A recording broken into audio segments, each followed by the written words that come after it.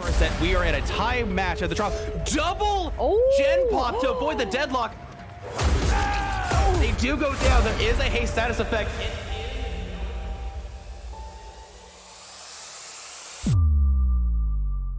They do have to be careful here. The hatch is going to spawn momentarily. Dead Hard could get them the distance to get it too.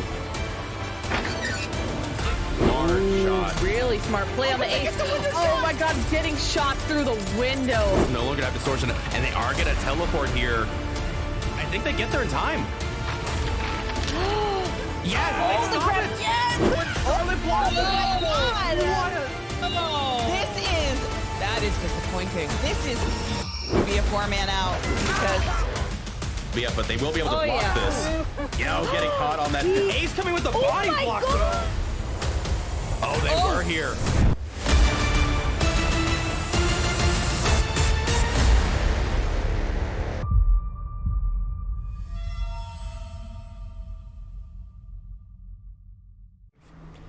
All right, welcome everyone to match number 2 of round number 2 of Group B.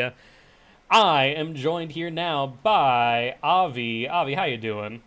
I'm fantastic. I'm still exhausted from yesterday's really intense game, so I have no idea how the games have been before this. I was sleeping, but I can imagine they'll be great. So we have had some very fun matches, so I think you'll be in for a treat as we are going to be seeing Atmosfer versus the Arctic Wolves. And if you are not aware, today is part of Indoor Week, where we are going to be seeing nothing but indoor maps and some stealth-based killers. So we are going to the RPD East Wing with Arctic Wolves bringing the Wraith.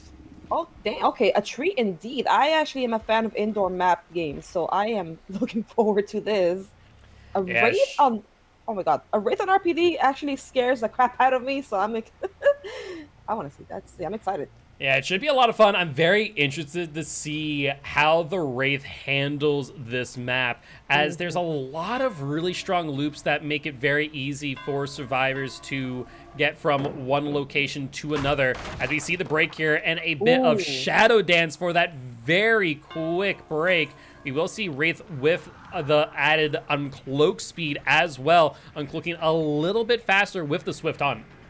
Oh god, I noticed that when he dropped, and I think he meant to like uncloak and smack the K on the process, but that table kind of cut them a little bit. I noticed a little bit at least.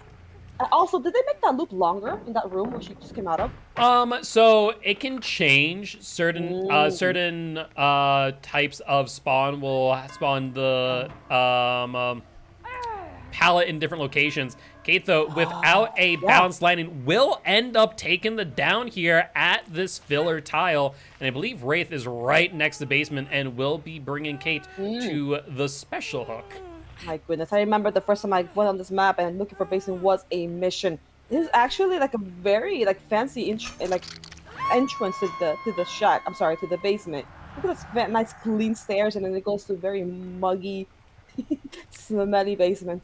Yeah, I actually really do like it. Kind of wish that more basements were like textured based on the map they're on.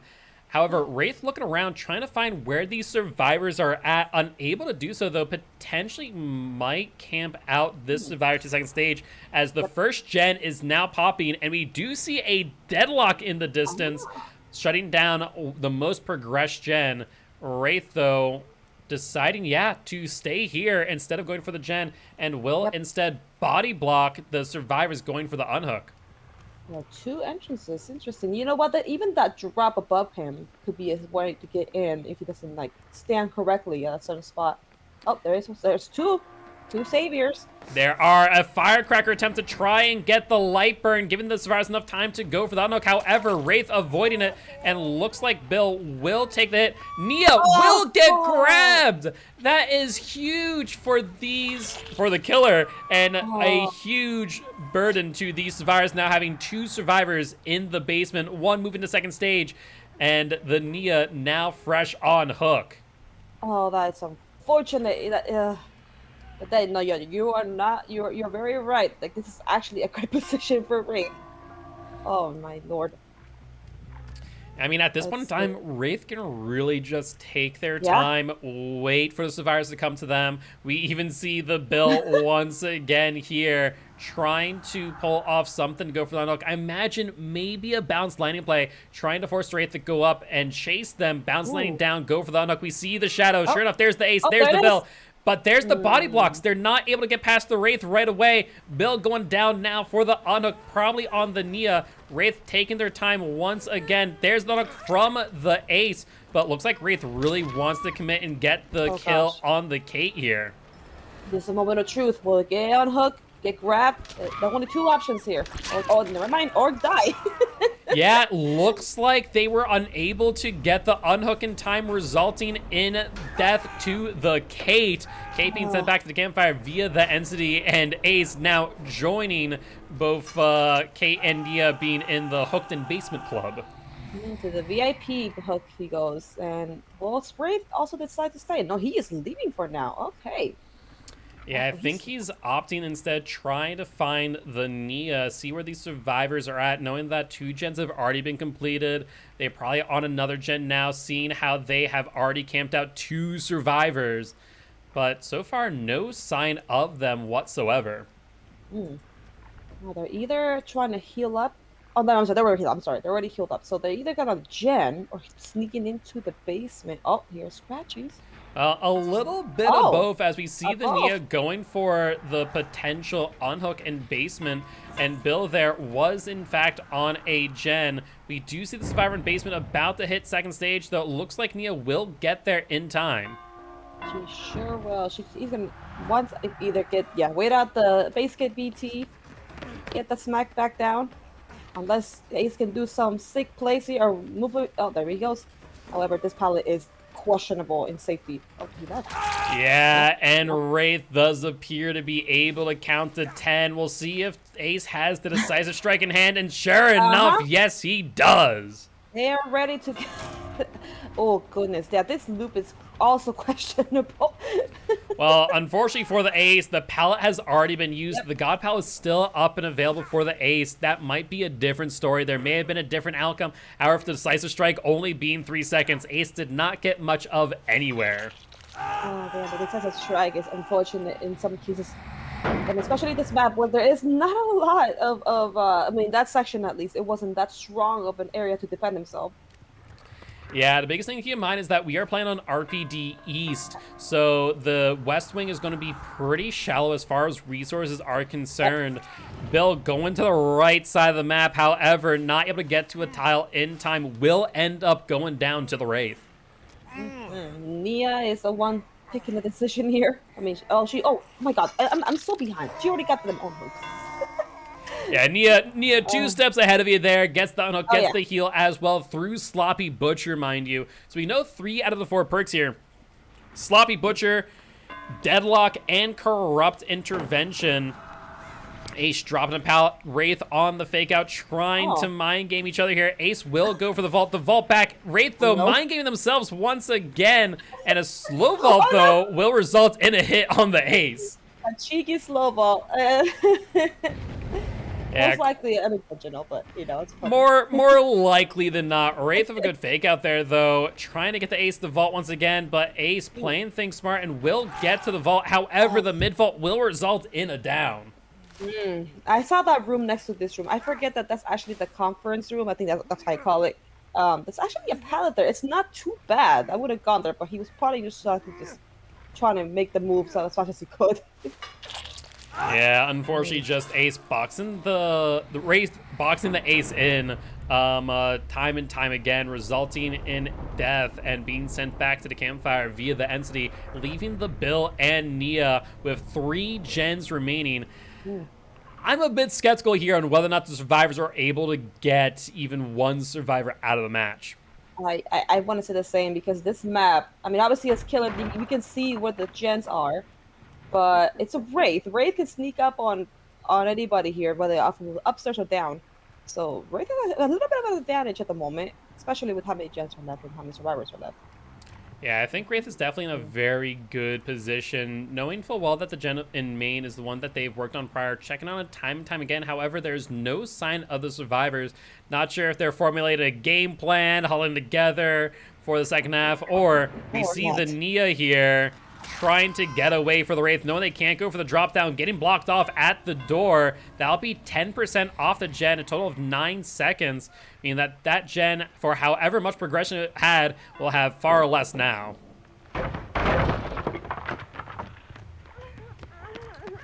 Wraith with the chase here, no pallets in sight. There's Bill as well, trying to hold on to maybe a sprint burst. But I'm fairly certain that Nia had it instead, as we will see the down. Oh! I spoke too soon.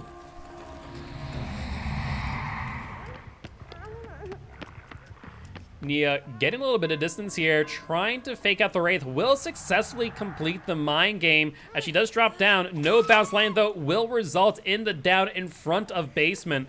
Unfortunately for the Wraith here, though, a lot of time has passed since they last saw Bill, so very possible that he gets up to the second floor near Library and completes the generator. Everybody be knocking on my door today. I'm so sorry. I'm back. All good. You know, chat just pulling another ding-dong ditch. Everybody's just getting on my lawn today. This weekend. All right. But with that being said, we do see that hit there on the Bill. No bounce landing. Wraith, thinking that the Bill is going to go a different direction than where he did, will end up cloaking up. But I think the Bill has a whole lot of nothing available to him as he will pre-drop the pallet. Wraith questioning that decision as we will see the final chase occur. Hatch now spawning. Will the Bill be able to get much of anywhere? The answer is no. And that will be a 4K at 3 gens completed in favor of Arctic Wolves. And so GG, well played for trial number 1. We will be flipping sides here momentarily, where Atmosfer will be playing the Plague on RPDE. So they decide not to go with the stealth kill and instead go with the Vommy Mommy herself. Right. Yeah. I don't think I've gone against enough Plague on this map to really say how annoying or how complicated it can be. But I think it's just like any other killer. She's a long range killer, can be considered one. Yeah, but those tight corridors, it can probably be a bit difficult for the Plague to manage to get those hits. So we'll have to wait and see. But before we do, we are going to take a quick break. So as always, you, our viewers, are our sponsors. So that as they watch, all the bits they tip, all the subs they buy, and of course, all the rogue energy you buy using the promotion code COTF goes to supporting Champs of the Fog and the $250 prize pool for Group B. With that being said, we'll be back in just a bit.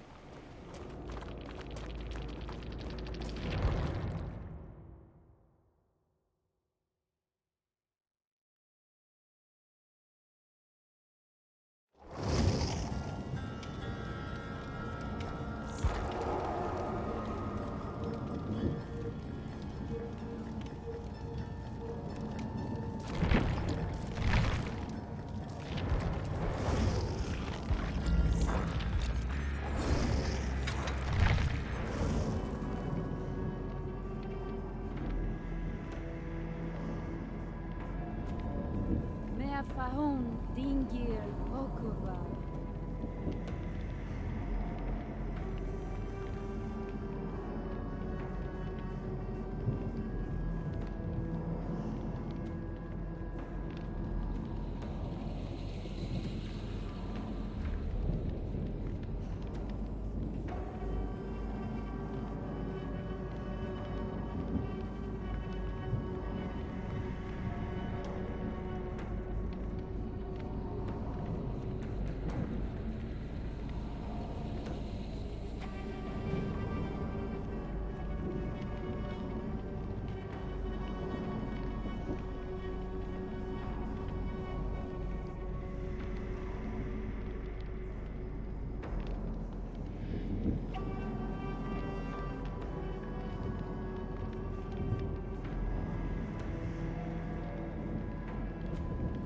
Fahun dingir okuba.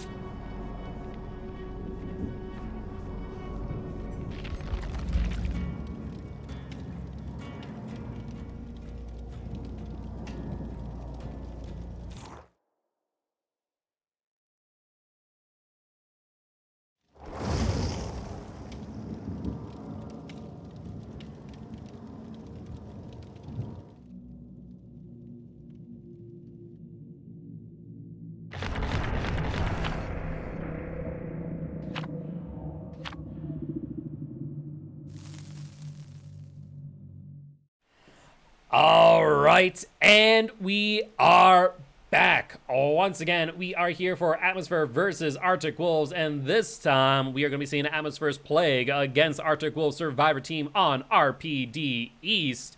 And I don't know about you, but I'm really interested to see what happens with this Plague. Like, I don't know. I feel like Plague isn't necessarily the right pick for RPD, just because, like, your pools can spawn on different floors. The tight corridors will make it difficult to, like, get good hits. I don't know. What are your thoughts, Avi? I agree. Like I had mentioned before this match started that I haven't gone against enough Plague on RPD to really judge on it. But now that you point that out, true. It's like when you think about it, you can only go upstairs through like that little stairwell in the middle or in the lobby area. So she needs to get a pool upstairs. She has to go a long ways for that.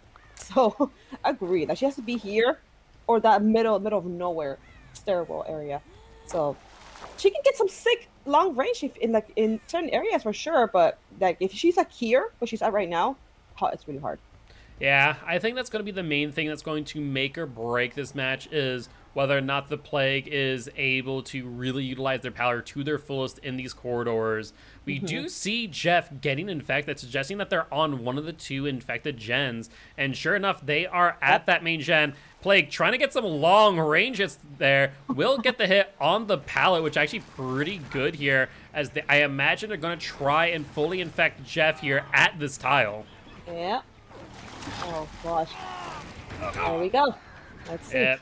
Sure enough, and now the survivors are keenly aware of the existence of thanatophobia, slowing things down by 2% as we speak. Not much right now, but if all 4 survivors do get infected, that'll be a full 22% across the board. Yeah, this Jeff greeted that pallet so well and still got that stun, so good on him for now. But let's see if he can get any farther. However, change targets now. Yeah, we see both the David and the Nia. David using their ability to crouch there to make their hitbox smaller, avoiding the vomit to some degree. However, Plague hot on their tail as they will get infected here and are fully broken. Well, this is a very... This palette is... It's very, like, on and off. It could be good, it could be... Yeah, this might be an okay set. Oh, yeah, this is where... We have to, okay, yeah. I was gonna say, yeah, this pallet area is it's unsafe, generally. Yeah, I think that David, much like the Jeff, was attempting to get the stun, but unable to do so, did end up going down. However, we see the pallet here, not able to actually go through it. Cheryl was threatening there for quite some time, was almost enough to potentially get the David off of the Plague shoulders, but just unable to do so. And I don't know about you, but some keen-eyed viewers may have seen what I've seen, and a totem popped up upon that hook, that there being Hex Plaything. Whoa! Did you just miss? Yeah, she did miss going up the stairs. However, she did end up blocking the pallet, making it so that David was unable to go for the pallet drop. David now in a very weak position after the bounce landing. Dang. But yeah, I did notice that play thing. I was just like observing that how DS. Yeah, the decisive strike getting David 3 seconds of distance. Question is, will it be enough to avoid the down here at the pallet? It will, as David will get the stun, giving them the opportunity to move to the next tile. But they will not be able to move into the main building unless they're able to juke the Plague out here. Oh my gosh. Yeah, these surprisingly I have not used these loops myself enough to see. Okay, yeah. This is to be like mid safe, but these pallets, I never run them constantly to like judge for myself. Yeah, the biggest issue with a lot of those pallets is going to be you need to get the stun to really get much of anywhere. Otherwise, you risk taking it. This one, too, very, very weak, as you have to use that window to its fullest. If you are able to get the mind game here, you're going to be able to get that vault, and David, just unable to do so, will go down for the second time. Mind you, though, these survivors been cranking out gens. We saw Deadlock there try and slow things down, but I fear that the damage might already be done, and we'll see a third gen completed in just a few moments. Yes, did they finish that top lobby one? I didn't pay attention. I think they did. If that's the case, that's a good gen to do. Yeah, they did. See the light popping up. Oh, look at her power. Yeah, the one that we see in the entire map. Note that we do not see the apples currently being used, so this is the only pool that the plague has access to, meaning that if survivors choose not the cleanse, that is going to be that for the plague's corrupted power. Oh, very true, very true. Yeah, they're gonna be sick and disciplined until the end to decide this. Let's see how much it can hold up, however. Then Nia is the only one that either hasn't been infected or she cleansed. I'm not sure if she did one or the other. Yeah, looking around, we don't see any other corrupted pools, meaning that Nia has not been infected so far.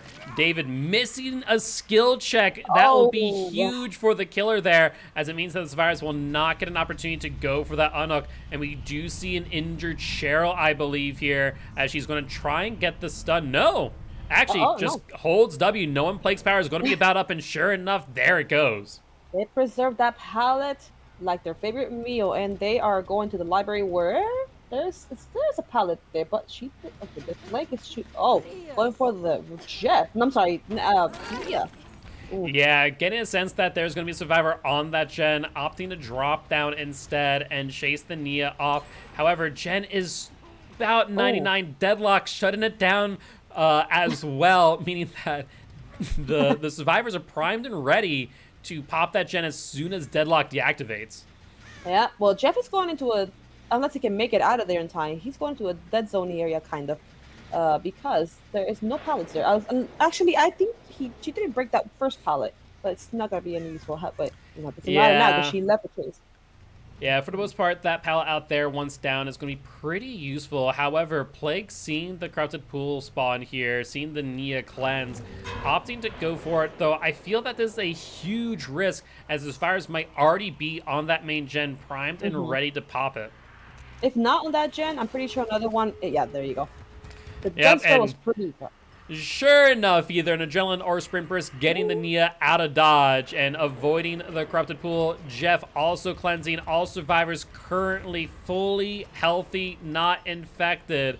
And we do see a Cheryl here on the exit gate, about 2 lights in, meaning the Plague is in a dire position if another survivor comes through.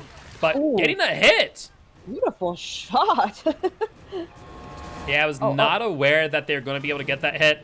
Hitting Nia at the exit gate. However, I think because they dropped Cheryl, Cheryl will get out Nia thereafter. And I imagine Jeff, either looking for the hatch or on the other exit gate, will escape as well for the 3-man escape with only 3 hooks throughout the match.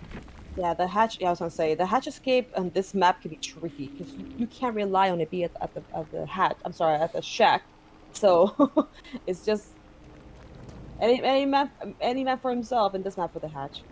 Yeah, absolutely. But with that being said, Arctic Wolves will take set number 1, as we are going to be staying on Atmosfer, killing. This time, though, we'll be flipping things around and going to RPD West Wing, where Atmosfer will bring in the judge, the jury, the executioner himself, Mr. Pyramid Head. Okay. But before we do, we're going to go on a quick break. So with that being said, we'll be back in just a bit.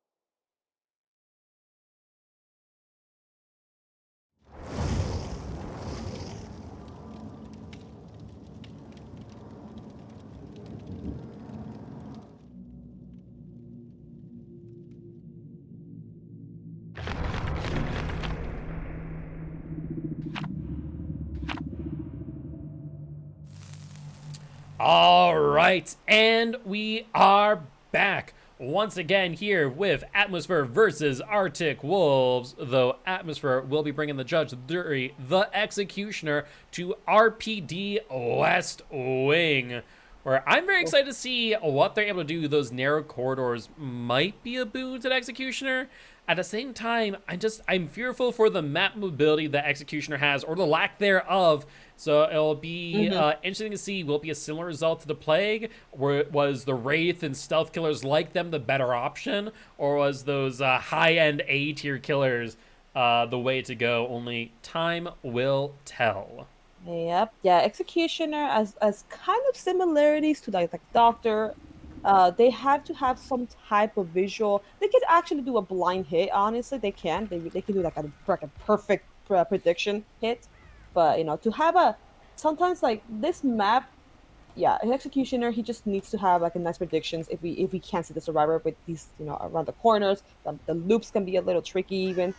But I have gone against plenty pyramids on this map, and it has actually, my personal experience, it's not as bad. I have actually been able to somehow dodge those hits, but we'll see about this pyramid head. See how creative we can get here.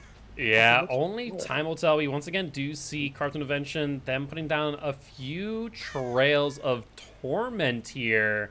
Though, I mean, keep in mind, Survivors able to crawl through them if they do crouch, a little detail that a lot of killers tend to forget about.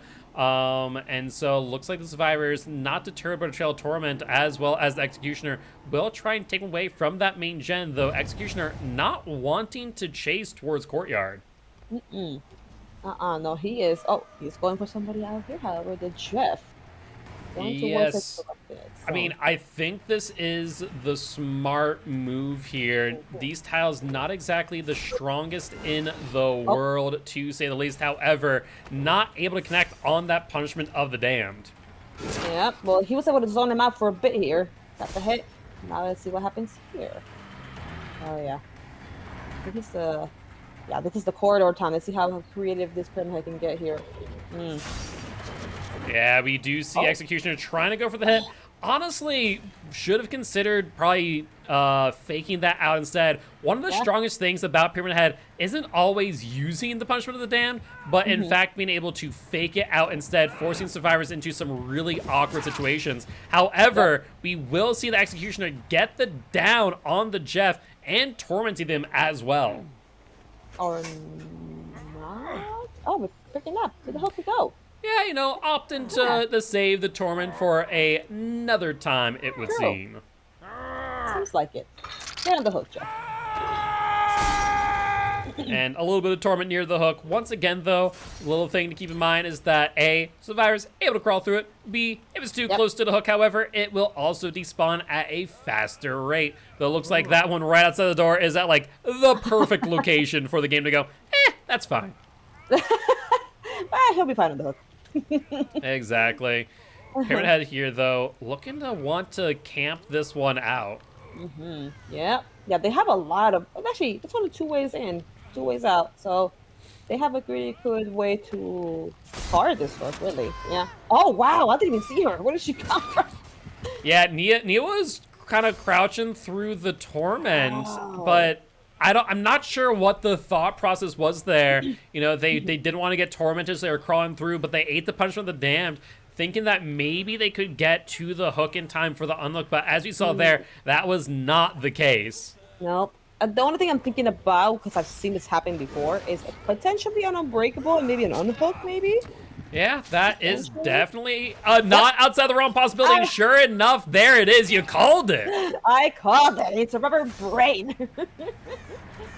So, really good job there. Of course, they did still secure the stage 2 and a beautiful shot there down the stairs. Little known fact about how Pyramid Head's ability works is if you're starting on a flat surface and moving down thereafter, it will travel down or up elevation ever so slightly. It is not just a horizontal wave. So, a little trick there for all you Pyramid Heads out there. Yeah. I noticed that recently. This has always been a thing that they changed that. Because I swear before it wasn't like that. Oh, that's a... You know, just Pyramid Head being conscious, not everyone wants to see the final judgment, so, you know, just sensing it real quick. But no, that actually was always the case. It just, a lot of people didn't recognize that as a fact. And so Pyramid Head, much like Huntress, can be hyper lethal on areas like basement, or as we saw there, those stairs where David just was not expecting it to connect when it did. Yeah. Yeah, because I have, oh, yeah, these narrow areas, the doors are opening when they shouldn't be. Yeah, Also, we're seeing here with this being RPD West this time, the east side being very, very dangerous for these survivors to be at. Yeah, the hook placements are very generous on this side of the map so far. I mean, to be fair, I'd rather be generous than to be a lot more conservative like Midwich, though it does seem that behavior has started to address the lack of hooks in hallways by putting hook spawns in rooms now. I'm not sure if you noticed that. Oh yeah, I have, for sure. Oh yeah. Yeah, it was definitely a surprise. I was like, wait, there's a hook in here? And then like I was gaslighting myself, I'm like, has there always been a hook in here? Or like, what's going on? That's how much we have seen the lack of hooks. But the beautiful shot on the actual, well, that was pretty narrow, so there was no way she could potentially have avoided that, but it was still pretty narrow in there. Yeah, I mean, that's kind of going to be the benefit of Pyramid Head on this map, is just the fact that you are able in one way, shape, or form to guarantee some punishment of the Dans if you're able to line it up appropriately. And we saw that here in the chase of Nia. And I guess Nia, just wanting to delay the inevitable a little bit, jumped into that locker. Yep, notice. I mean, to be honest, I do this the same myself with, because the pulling out animation takes slightly some time. So a little bit of time can do much for some. Yeah, absolutely. Pyramid Head once again putting the Trail of Torment there in those doorways. As much as I like it as an idea to deter the survivors from being able to go and and get the unhook, I think more survivors should not be as concerned with being tormented. But that's my own personal opinion. I always love it when survivors are like, oh, I'm not going to go through that pallet. You tormented it. And like, they're so scared of going into the cage. I'm like, don't be. I know what you mean. Yeah. I often have Swift that always like, I'm not going to step in your lasagna. I'm like, just go through it. Yeah, exactly. But we do see the second stage on the Nia here. A dire situation for these survivors, to say the least, as Nia is that much closer to being sent back to the campfire via the entity. Yeah, she's just over there lonely, waiting for something. Because I noticed 4 gens. Unfortunately, I've still been out for a good while, so efficiency. I was just about to mention that. I was like, wait 1 second, how many gens are left? And I look, I'm like, oh, 4 gens, right? what? I was like, well, maybe they have 2 gens. Maybe they have 2 gens. I'm like, no, they have 4. So either they can't find a gen, or they're trying to strategize. Yeah, they have been trying to do gen though. That one and the one in the lobby. So they probably can't find it. The one in lobby definitely has regressed by quite a bit. We did notice that there was a noise notification going down onto the main floor. Question is, were they able to get to the unhook in time? And it does not appear to be the case. And Pyramid Head maybe getting tripped up a little bit, confusing RPD East with West. And we do see a gen in the courtyard get completed. Yeah, there we go. But with 2 survivors out of the match now, 3 gens remaining, I am a little bit skeptical that these survivors are going to be able to get anyone out of the match. Yeah, this is definitely going to be hatch escape or a lucky door escape. Oh, he ran right into it. He could have missed if he would have stopped a little or turned the other way, but he ran right into it, which is good for the Pyramid Head. Pyramid Head getting a little bit turned around there, thinking that maybe the tap might go through that dead zone, but as you see, that was not the case. And Pyramid Head losing the chase as of right now, as we do hear that Chen's still pretty well progressed, and Pyramid Head opting not to go for it. Yeah, as well as not opting going for the tap that was down the hall. They're going for the new survivor, however, who went outside. Yeah, Pyramid Head having a bit of commitment issues here, kind of deciding between the tap and the David who they want to go for. And looks like they're trying to find the tap now, slowly but surely. But So far, no sign of them since they last took chase. Yeah, they might have got up there. It is. Oh, these unfortunate. Nicely done. Yeah, really good job here by the killer. And getting that down right there on the tap. And that there will be another hook, and one hook away from sending the tap back to the campfire. Uh-huh. You know, every time I see a killer walk through the pallet, I'm just like in myself, I'm like, oh my god, power struggle. But yeah, so that's a very, I'm assuming that's a very cool unicorn, as who calls it, unicorn percy. Yeah, I mean, we're looking here. Segment is actually suiciding out. Tap going back to the campfire via the entity.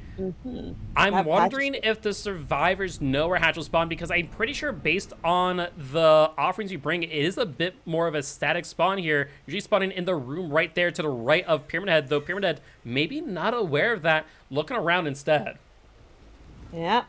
Gotta find that hatch. This map is so tricky for hatch. Like, I have seen the hatch spawns in very silly locations.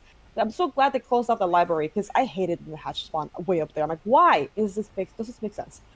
Yeah, it was very rough to say the least. We do have her see the David up in library as you say that. And I don't know about you, but the keen-eared viewers might hear what I hear, and that there is the hatch, and the David too. And he heard that he was on the second floor. He probably thought it was up there. That's why he was up there. That's the thing about this freaking map. You hear it and you think it's there, but it's actually down or up, and it's like, oh, it's so frustrating. Yeah, I think since the rework, Hatch no longer has the ability to spawn up in library, though I can't say with 100% certainty. And, you know, a little bit of an awkward interaction there as David attempts a little bit of a mind game for the slow vault over to pallet. However, Pyramid Head doubling back and seeing that, and, you know, just a bit of an awkward stare and nod of recognition. He's like, we can talk about this, right? Nope. But with that being said, that there will be the end of trial number 1 of set number 2. We are going to be switching sides. This time, though, Arctic Wolves with the Nurse on RPD West. Given that we didn't see Nurse this entire time, I'm quite surprised to see it once again. But I guess we'll have to wait and see if Arctic Wolves' Nurse can outperform the judge, the jury, the executioner himself. But before we do, we are going to go on a quick break. And before we do that, I do want to remind everyone here today that we are partnered with Pugdom. Pugdom is another Dead by Daylight community. They are going to be hosting half of Group B's matches. So if you guys haven't already, make sure to stop on by, say hi, drop a follow, so you can support Champions of the Fog and Pugdom alike. With that being said, we'll be back in just a bit.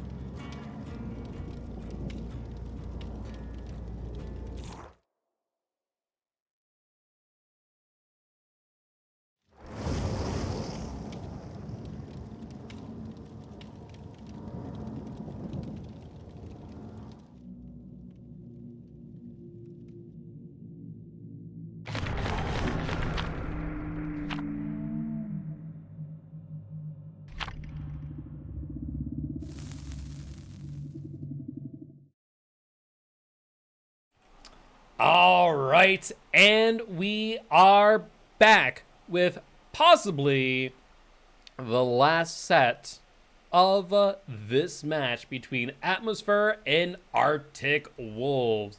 Arctic Wolves with quite the uphill battle, in fact, as we are seeing only 3 gens completed by them that last match to the tune of a 4K from, sorry, 2 gens completed, not 3 gens completed, to the tune of a 4K from the Executioner.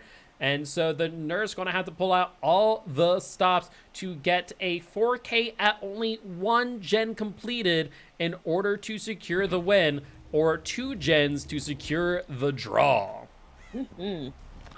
Let's do this. See what the team can do for us here. Oh, I don't think I've seen yet. This is my first time seeing a nurse on RPD.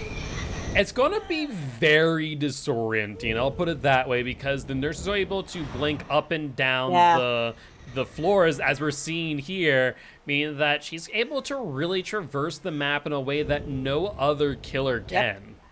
True. Very true. But let's see, well, so far, survivors are hiding about in the corridors of RPD. I just not found anybody at all yet. Yeah, nowhere have, so far we have not seen any survivors. They are nowhere to be seen. Very possibly over on the non-corrupted side. The nurse determined to find them here before moving over there. Oh, there's one. There she goes. Yeah, this survivor trying to gain some distance. Nurse, though, going to take their time, getting the second blink primed and ready, and a beautiful hit there as the nurse will apply Sloppy Butcher to the Claudette. Oh my god, I forgot about the pallet. Nicely done. They changed the pallet location in that room. Interesting.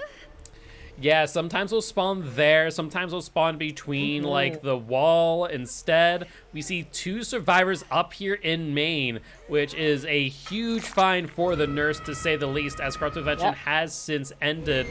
No scratch marks. Potentially a survivor has gone down the stairs, though looks like they are going to be in search of the Bill instead, who is over here on this gen.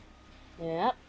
It's like I can imagine playing nurse on this map, at least for those who are experienced with her, how you have to balance how you blink, because when I play nurse on maps that have 2 stories, I always go down by accident. So when you don't it's because a lot of killers tend to look a little bit further down than what they think, and so with the nurse you have to consciously look up at all times, and we will see a very quick down there for the nurse. This is the exact type of pressure that she needs in order to secure the win, let alone the draw. No sign of survivor that they're tracking, though, trying to find this Claudette. Will end up right behind them, though, however. Very well done. Yeah, I'm a fan of nurse players who can do that side little blink. It's so satisfying to see, like how she just did earlier. Yeah, those flicks are definitely satisfying, allowing the nurse to get a little bit more visibility, kind of looking around the map as they blink. Obviously here, a lot of line of sight blockers, however, resulting in a little less visibility for the nurse, having to do a lot of prediction blinks, as we're seeing have happen. Yeah, the survivor, whenever I go against a nurse myself on this map or any 2-story map, I always just go constantly up and down, just to have her struggle which way, up or down. And if, that's the thing about nurse too, like when you have maps that have used line of sight. Yeah, on maps like this, one really useful thing you can do actually is force the nurse to shorten their blinks, because they're unable to do so if they're on the top floor. So that's a really useful tool that survivors have at their disposal, though the first gen getting popped off in the face of the nurse. Adam doing a great job of predicting the nurse's blinks, will end up forcing her to fatigue out and drop down. Oh, nicely done. She yeah, really smacked the rail. Really good patience there by the nurse, and not swinging too early or going for another blink and swinging too late. Yeah. 3 people on the floor here. She has a lot I just of pressure. realized that, actually. I thought there was like 2. I'm like, oh, it's Adam and Bill. But I forgot about the third, leaving just the Claudette on the up and running, going to be trying to either get another gen to tie things up or to potentially try and get their teammates up off the ground. But scratch marks and blood to boot. Yeah, so Serena has been on the floor for a while since she got unhooked, so the poor thing has been crawling somewhere, either with a plan or hoping to get picked up by somebody eventually, or well, caught it at this point now. Yeah, this is going to be very close, I think, because if there are bleedouts, that's going to rob 3 points per survivor whenever survivor's at fresh hook. So the nurse does, in some way, shape, or form, need to hook these survivors and not go for a 4-man bleed out. Yeah, either there's the Serena. This poor thing has been crawling probably all over the map. Gotta get some help. Yeah, we do see Zarina get picked up. We also see the unhook on Adam before he did reach second stage. So that is actually a huge play there by the survivors. Though it looks like Nurse opting to go back for the gen, trying to ensure that it does not get completed in time. Oh, that is very much regressed. Jeez, good to go. Yeah, we do see the yellow highlight there that there is Call of Brine. Nurse trying to blink through there. Apparently, too many objects between there and where the nurse can blink, resulting in a misfire. Nurse trying to find the survivors quickly now as they are all off a hook whilst 3 are still injured. And we do see a Bill there trying to get their gen completed in time. Nurse will end up pretty close to them, but unfortunately unable to shorten the blink, will not be able to get the hit. Oh no. Oh jeez. Yeah, a little bit of a light play there on the Bill. Gets a bit of distance, but not enough as Bill will end up going down. It was a good idea, but unfortunately, yeah. Nurse has the ability to say, "How about no?" And yeah, Nurse is the quintessential Uno reverse card of Dead by Daylight. Exactly. But Nurse going to have to be a little bit concerned about the gen that Bill was on. It had some pretty decent progression. But with Call of Brine and soon to be known Pop Goes the Weasel, there's going to be some pretty serious regression on that gen now. Oh yeah, it's Bill going upstairs and the other person going. Nurse decided to go for another person. Yeah, I think Nurse is concerned about the progress of these generators. For if in instance they are able to complete 2 more, that there would be the set victory for Atmosfer, forcing a set number 3. But as we see here, Nurse finding the Bill in a great spot, though getting a bit turned around. Yeah, this area is actually, there's a lot of corridor, a lot of room, so Bill can easily like fake it out many times. So for Nurse, yeah, I think that could have been tricky for her to predict. Yeah, however, we do see the Call of Brine notifications there in the distance. Nurse concerned for the completion of the gen will drop chase. And instead, finding the Adam, trying to go for the swing, but not able to get it in time as a second gen is popped off. And the gen that Adam was on near completion. So I think we are going to see a set number 3 between Atmosfer and Arctic Wolves at this point in time. I was gonna say, look at the turntable again. I'm a big fan. Hit on the Adam here. I'm a big fan of turntable situations. How you thought the game might have been over when 3 people were down, so Claudia was left. And then look at this. Everybody's healed. It could be a turnaround here. I'm on the floor now, though. Yeah, it's definitely not such a wrong possibility. If the Nurse is able to stabilize here and force a draw, since Arctic Wolves did win set number 1, that would go in their favor and they would take the victory for the match. However, if survivors are able to complete 1 more gen, that there will give victory to Atmosfer, tying 1 set to 1 set. It's doable, I believe, because as long as there he goes. Yep, 3rd gen completed, and that is the win condition for Atmosfer here, as that is all that they needed to secure victory. Yeah, see that little side curve link, it's so fun to watch. Yeah, it definitely is rather satisfying seeing the Claudette there, but once again, a misfired blink, just unable to get through to the other side of the hallway for that chase. Definitely a very difficult thing on RPD, as Yeah. there's a lot of obstacles, a lot of clustered hallways that could potentially deny the nurse the ability to blink to where they want to be. No, talking about satisfying things. That's not satisfying at all. Leo making an escape with life. Keep forgetting he has that perk. Yeah, some really good distance there by Bill. The nurse will take a little bit of time to kick the gen once again, activating Call of Brine, progressing the gen by 200%, trying to cut the Bill off, but seemingly unable to do so as Bill, I think, drops down Yep. to the first floor. Oh, And sure enough, Nurse cutting them off just a little bit here. But Bill, being privy to that idea, will double back into the courtyard. oh, nicely done. Yeah, really good hit there by the nurse, having the game sense to kind of hear what was going off there in the distance. Now Bill and the Claudette are kind of stuck out here in the middle of nowhere. Oh, sorry, Wow. Zarina will Zarina, yeah. end up going down, and that will be another hook for the nurse, though a little bit late. Always good practice and for one's honor, as that'll be the second hook on Zarina, and once again, another misfire on the nurse, unable to blink to where they want to go. Oh, yeah, that little garden area is such that it's really dangerous to be in for a nurse because it's free. It's a free zone. Honestly, hey, my goodness, I can see a survivor. She hit themselves. Yeah, sometimes you just have to really commit to Yeah. the hit and just go for it. You know, you need to trust in your instincts and ability to know where they're going to be and when. And we Yep. see this nurse here definitely well seasoned, able to get these downs. Oh, for sure. One gen left. Not bad for the team. Everybody is still up and running and alive. Adam making the run over there. The nurse is deciding where to go. I think she's trying to. Yeah, she's definitely gonna patrol these two.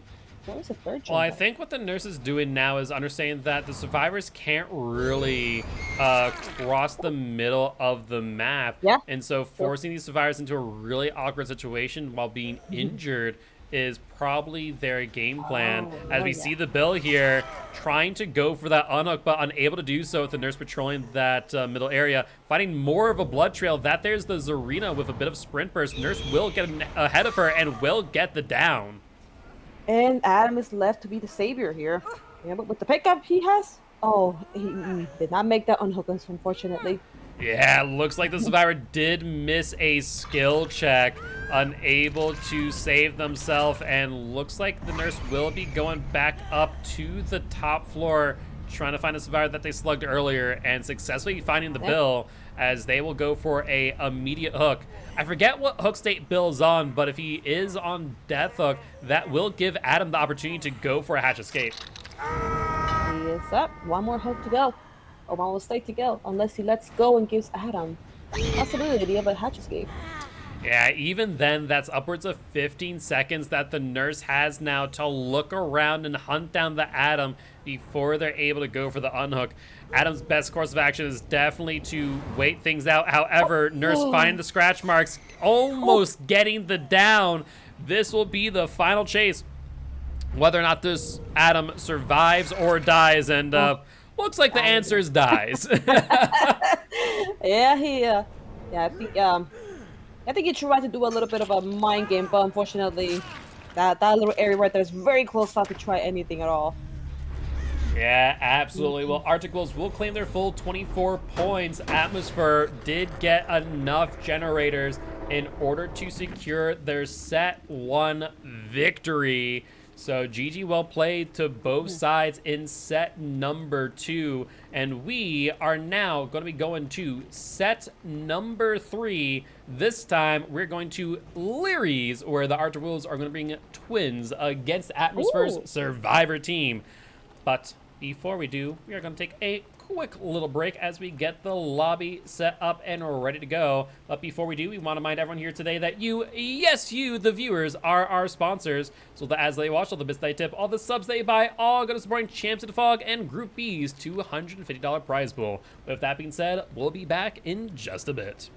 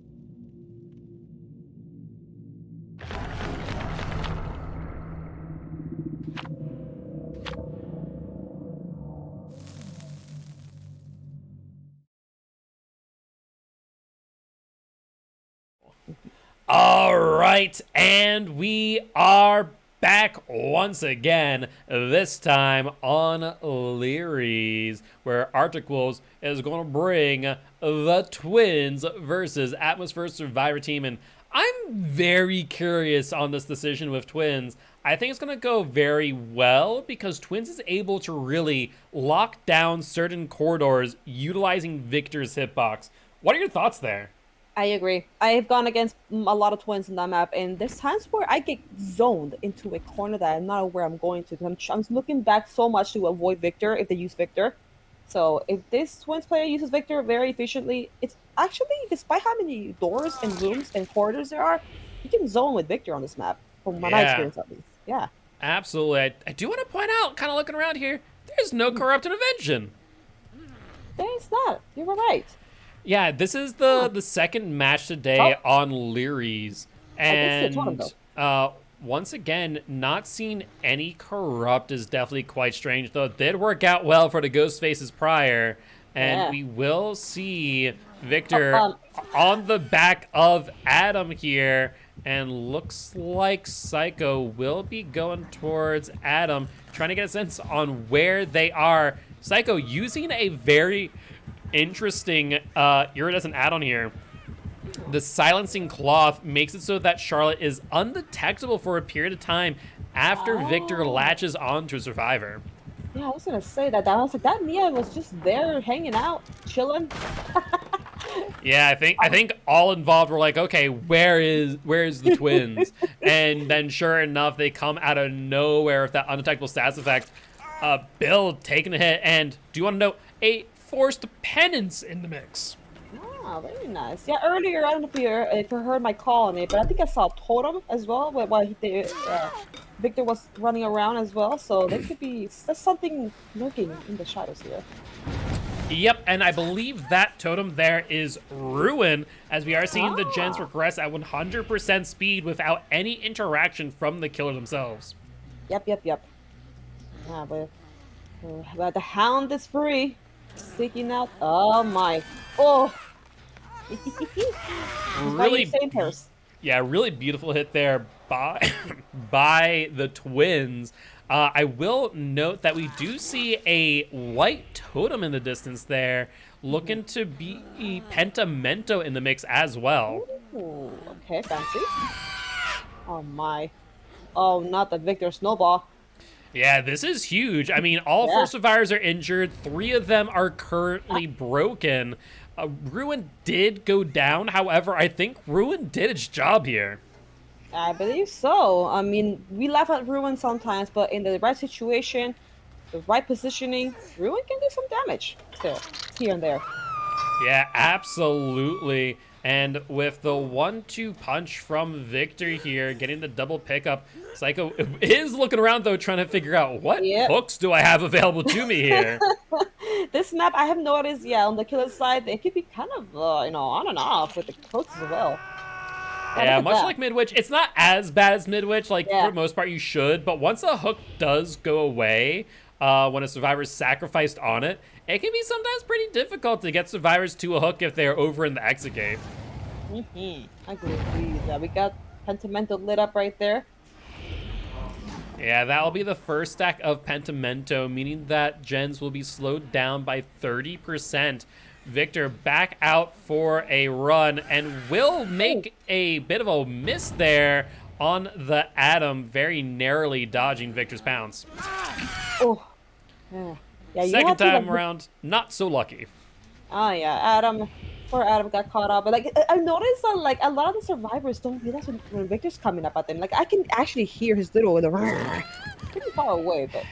It is something that not all survivors really keep an ear out for. There's a lot of small noise notifications that can give you a whole lot of information, though 9 times out of 10, it is not always made aware to survivors. Like, for example, when Deathslinger is aiming his gun at you, you actually get a noise notification that it's pointed towards you. When Victor's charging, he makes certain sounds a certain way. When Spirit is phase walking, same idea.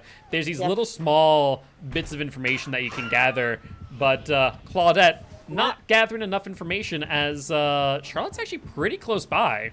Yeah, she is. Yeah, this is not barely gonna make this if anything. There you go. Yeah, I was gonna say also the another thing why they couldn't have noticed the Victor approaching in the beginning is because this central area is really loud in general. So, that could be another factor. Yeah, that definitely is something to take into consideration. We do hear, I want to say there is a noise notification off in the distance that there is the Bill fully healthy though, as Victor will attempt to go for a pounce on him. Able to get it as he does attempt to round the corner. I believe he looked like he got stuck for a moment in that little round corner, looking back too much with where Victor was going. So I believe that's what hurt a little bit. Well, trying to get the totem. Yeah, trying to get rid of that pentimento value, though unable to fully do so, as Adam now kind of caught out here, doing a little bit of looping with friends, as Bill will go down as well. Psycho going back for the unhook, ensuring that Claudette does move to second phase. Yeah, looping with friends against the twins is not a good idea, especially when you're both injured. So you can get Charlie can call Victor and call for backup here. Just do a double whammy there.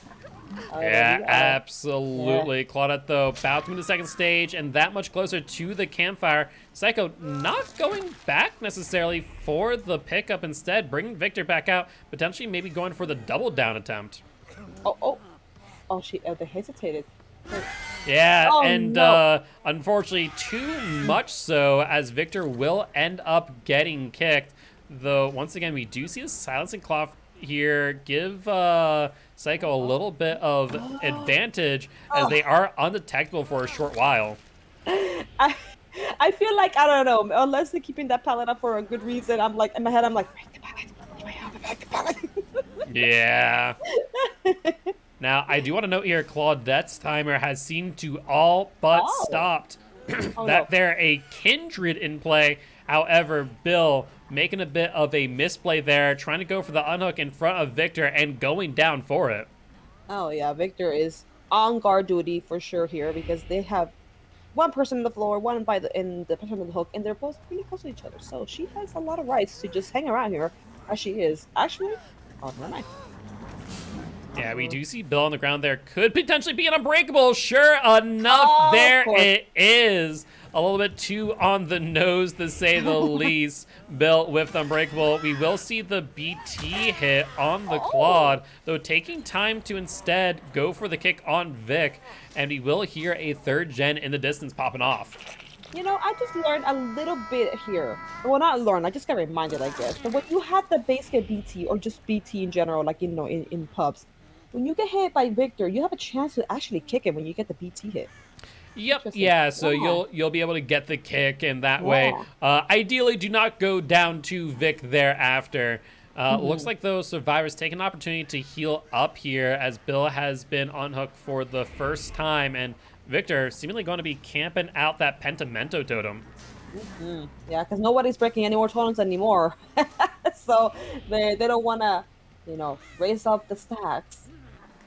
I will say there is that one totem off in the distance that was Ruin that's still able to get lit by Pentimento. So potential for a second stack here, and survivors are going to have to keep that in the back of their mind, lest they're going to have to deal with two stacks in the near future. Oh yeah, that totem is far though. I think that's why Charlotte's not taking any chances at the moment. And yeah, got the unhook here. Force penance in action for both. I'm sorry, for Adam. Now. Yeah, Adam broken. Victor on his tail, going in for the pounds. However, Adam faking, but will end up going down to Victor once again. Charlotte, the Twins getting a lot of use out of Victor here, really capitalizing off of every little moment available to them.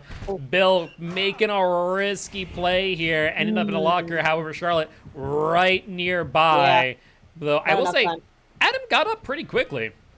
Yeah, I honestly, like, Charlotte was right in the middle, and she could probably reach anywhere on the map, unless you go way in the corner, if you go to a locker play. Yeah, I think you're right here. Bill, though, going onto the central hook once again. Seems to be the Twins' favorite hook so far this match. And we will hear the Pentamento Tome get cleansed. That there will give the survivors back a little bit of pressure as they attempt to complete these last 2 gens. Though, looks like Victor, unable to find survivor, will find the Nia out of the blue. Oh, no one missing and kicking. Down he goes. Now, Charlotte has an option. She could very much go. They could very much go to that totem and, you know, let it up, get another pressure going. Or do this. I'm pretty sure. Yeah. Yeah, looks like they're just going to try and camp here on the hook. Once again, going for the hit on Nia, unable to do so. And during that time, we will see the unhook from the Claudette, though, running directly into Charlotte because of the silencing cloth. Yes, that beat me, honestly. And also, I want to point out that Nia has been getting the lucky avoidance, lucky hits there. Nia gets the lucky charm today for those hits. Oh, wow, beautiful done. Yeah, I mean, Nia did a fantastic job of dodging the Twins time and time again. These survivors definitely not going down without a fight as they do complete their 4th generator. Only 1 remaining before they're able to attempt a escape. And once again, finding Nia. Twins this time going, maybe I don't want to. Yeah, I was going to say, like, they know the history. They know their history. They're going to avoid Nia for now because Nia knows how to avoid that Victor for now. So, going with the Bill instead. Indeed, indeed. But they will get the pounce on Bill and are now trying to go back for the pickup. Nia find themselves face to face with the Twins once again. Silencing Cloth doing a fantastic job. I was gonna say that's a really good add-on. It looks like because I mean I haven't got to really like, but I could see how much value they've been getting in this match for sure. Yeah, I think in like the grand scheme of things, larger maps definitely not, or larger, more open maps are not going to get as much value from that. But because Achievement Theater has so many line of sight blockers, it really allows for that undetectable status effect to, you know, work its magic and really create scenarios like we've seen here with survivors running directly into the Twins. It's been almost every survivor has run into Charlotte. So after, you know, coming back from Victor, so it has been a lot of value so far.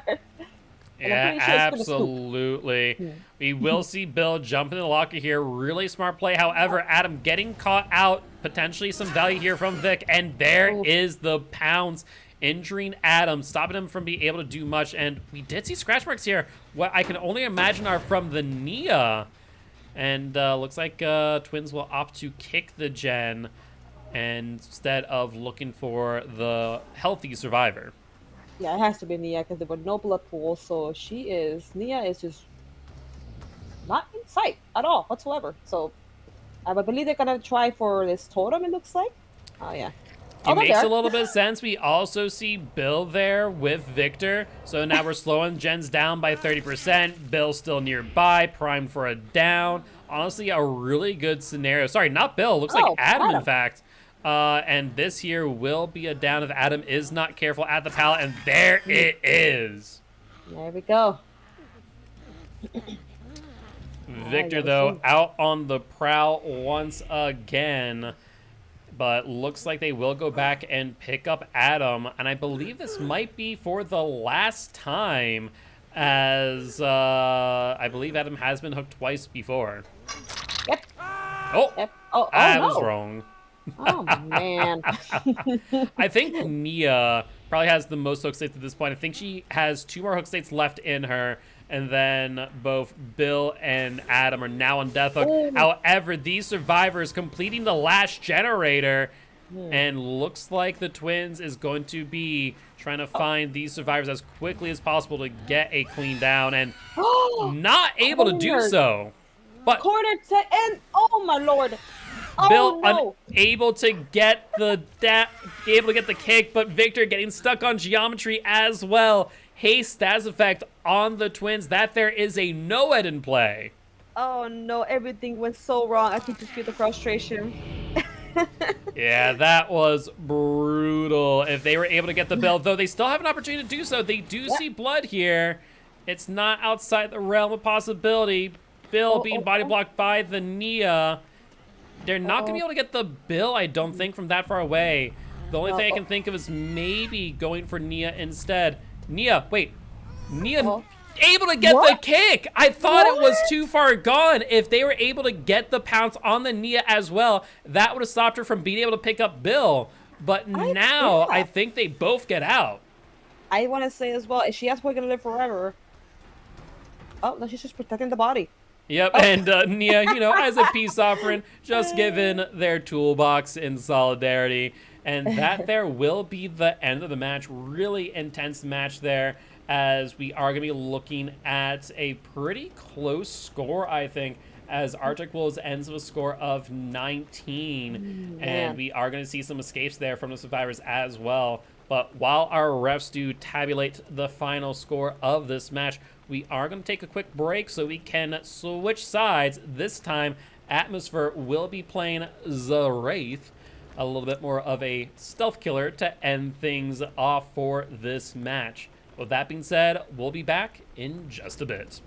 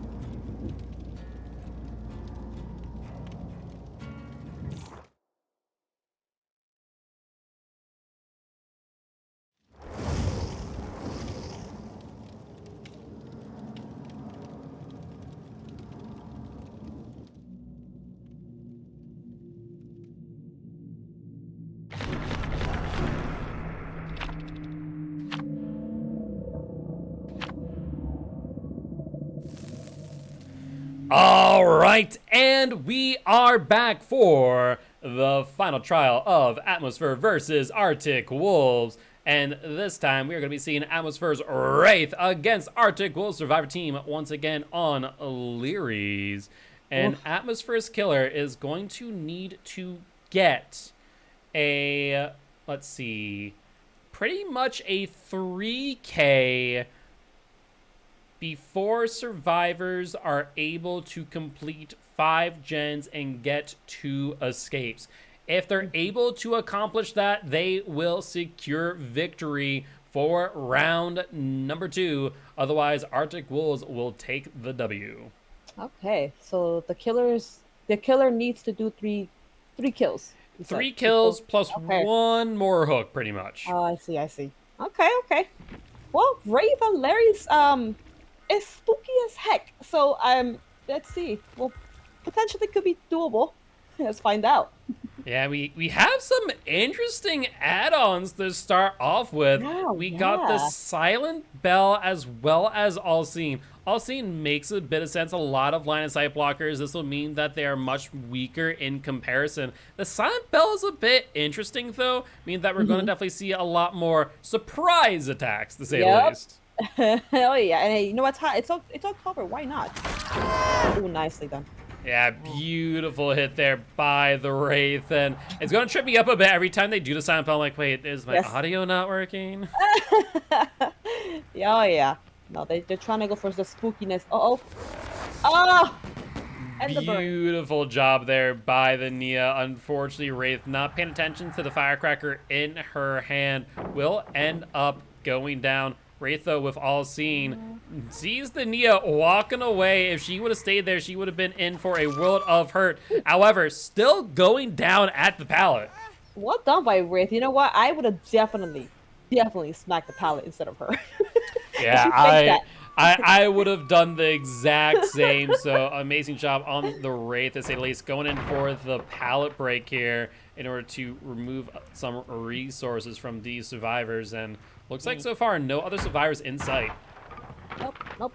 Nobody yet, but this add-on allows Wraith to find anybody potentially. However, look at all those gens on that side. There's a lot of gens on the opposite side of the map. At least it looks like it. Now that we're getting close to spread. Definitely something to keep in mind. Sounds like the survivors here were able to hear the Wraith snarling. As much as Silent Bell does give you a little bit more stealth on Wraith, if the keen-eared survivors are able to listen in, you can still hear the Wraith snarling away as they approach. Very true. Even if you can't hear it, like the fact that you can't see his his little outline, I call it the little watery outline, the shimmer, I think it's more called.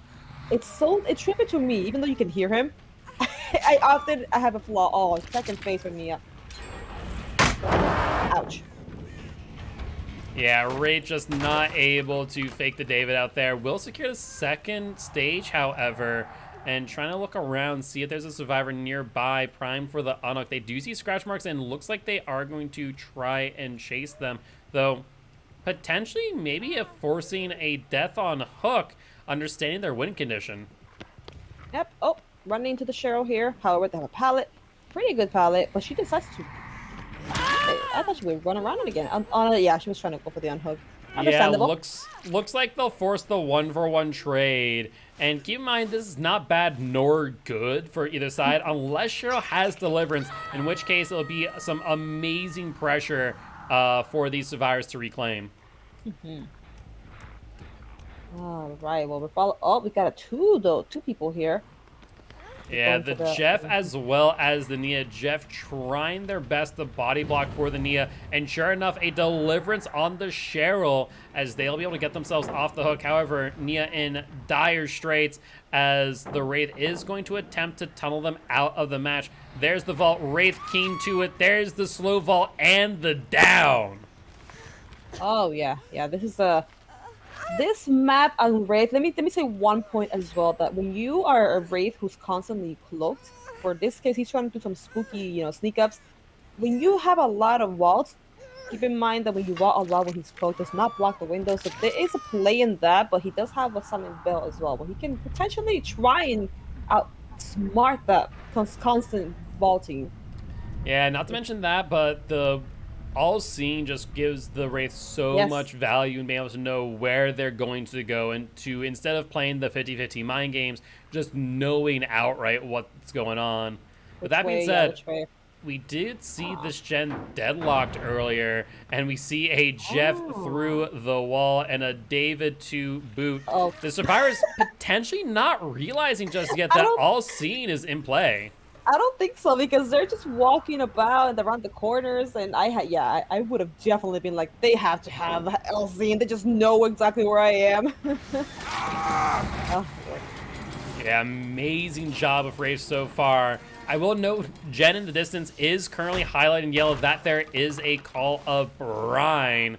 And we did see Deadlock earlier, so we know 3 out of the 4 perks, Corrupt Intervention, Call of Brine, Deadlock. We are missing a 4th one. Hard to say what it could be, though. It might be a bit of an endgame package.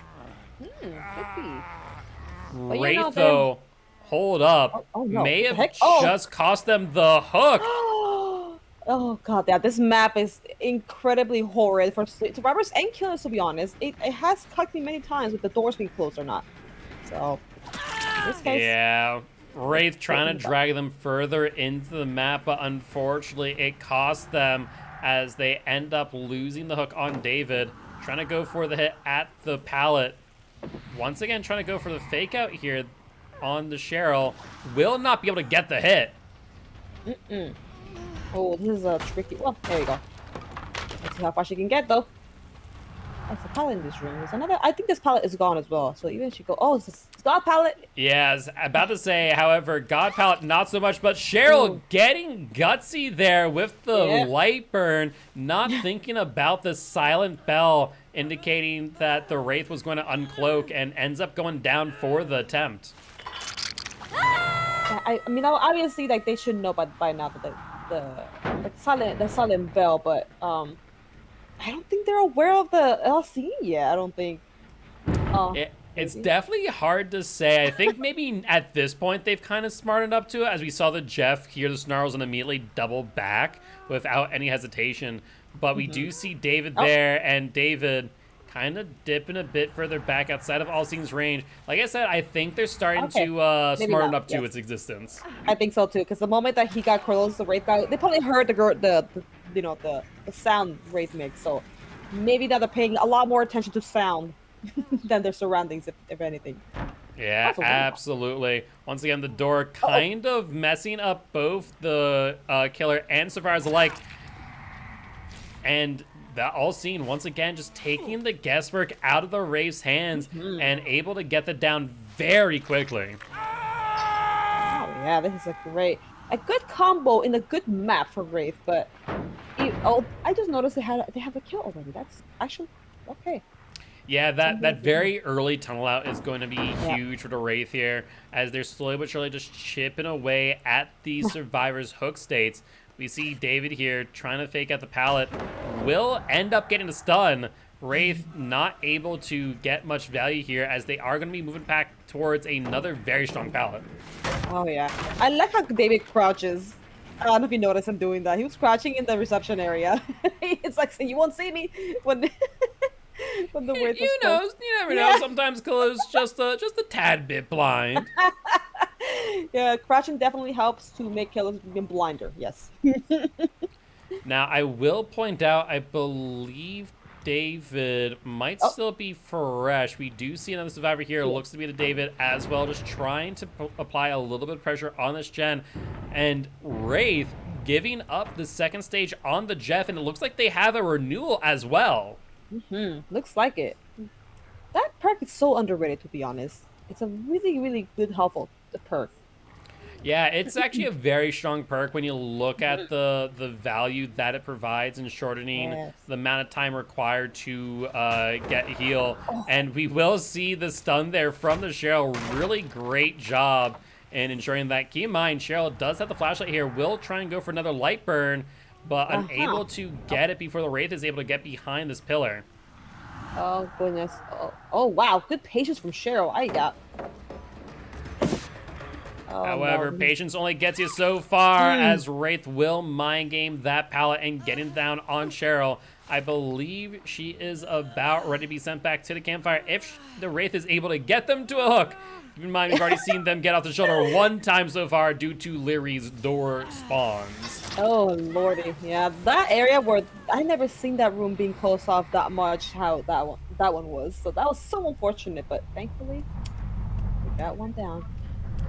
Yeah, absolutely. However, survivors are now down 2. Oh. They did successfully get a generator, however, but they are in a bit of a tricky scenario here because if they are not able to get a 2-man out here, I think that there will give the win to Atmosfer. So this is going to be very, very close. Okay, he's about out the pallet drop. There it is. Yeah, however, David now in a bit of a dangerous scenario, being on the side of that pallet, dropping Whoa. another one, nearly stunning the Wraith, just Yeah. barely able to do so. Oh my. Oh jeez. Oh gosh, we're just kissing here. Yeah, you know, David, without many options available to them, trying to just POV tech the Wraith, confuse them a little bit longer. However, they will end up getting hooked for the first time. That is a fresh hook on David. I believe Jeff is also on their first hook. So they have a total of, I think, let's see here.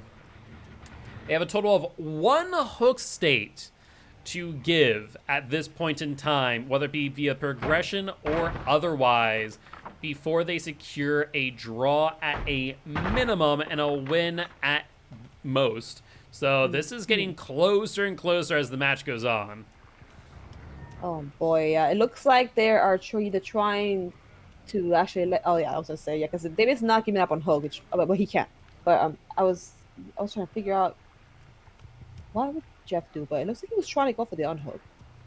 Yeah, it did seem to be that way. However, Jeff not successful in doing so, as we Ooh, will no see pallet. David move to second stage. Oh. And Jeff trying their best to extend the chase as long as possible, potentially try and go for a hatch escape, but I'm not sure if that will be enough to secure victory as Wraith is right on Jeff's tail. We gotta. Oh. Wonder. Oh, we're going for the unhook, but gonna get a swap-a-rooney here. Oh. Oh, never mind. Oh. Really good BT block there by David. However, I don't think there's enough progress on the gens for them to potentially get a out here. David offered themselves to the Wraith to try and get closer to the end game and the hatch spawn. However, Wraith opted instead to go for the 4K slug out here. And Jeff with the double back, once again, all seen, taking all guesswork away from the Wraith. That there will be the final down unless there's an Unbreakable still remaining in this match. Yeah, I was gonna say, I can't remember if somebody has used Unbreakable yet, so that could have been the reason why David took the hit there. But so far, I think he should have been up by now. Yeah, I'm fairly certain they would already be up. Not to mention, I'm not sure if it would matter based on a score. Yeah. I think here, with that down and hook, that there will secure the win for Atmosfer as they will end up 2-1. However, David with the decisive strike. Question is, will those 3 seconds get him enough distance to make something work in their favor? That decisive must have been at the tippity tip left of the timer. 'Cause my God, that looked like That was very close. And unfortunately for David, getting hit through the pallet, that there will be the final down of this match. And with that being said, Atmosfer will take the win for set number 3. And they will also take the win for round 2 of Group B against Arctic Wolves. So GG, well played to both teams, and congratulations to Atmosfer. Yeah, well done. Really good, exciting. This was a fun game. That was spooky as heck, I gotta say. Yeah, that was some amazing plays by both sides, so definitely a treat indeed. But with that being said, that there will be the end of match number 2 of round number 2. But do not worry, as we have another match right around the corner with Lore versus Demise. And with that being said, we are going to take a quick break while we get that lobby set up, and we will see you soon. Bye.